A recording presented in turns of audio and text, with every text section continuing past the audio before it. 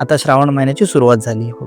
तर श्रावणामध्ये तुम्ही बघितलं तर विष्णू भगवान हे दुधाच्या सागरात आराम करत असतात आणि आता जे सगळं काही सांभाळत असतात पृथ्वीवरती ते देवांचे देव महादेव, ओके, शंकर भगवान. तर आता तुम्ही श्रावण सुरू झालाय, श्रावणानंतर तुम्ही बघता की श्रावण आला की नंतर गणपती बाप्पा येतात, गणपती बाप्पा आले की त्याच्यानंतर पितृपक्ष, त्याच्यानंतर नवरात्र, मग दिवाळी.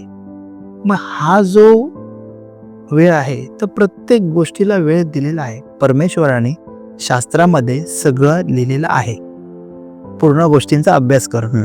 मग ते दक्षिणायन झालं, उत्तरायण झालं, तर उत्तरायण कधी असतं, दक्षिणायन कधी असतं. तर आता दक्षिणायनचा जो वेळ आहे तर ह्या वेळेला तुम्ही बघाल तर मंगल कार्य म्हणजे लग्नाची वेळ आता थांबलेली आहे.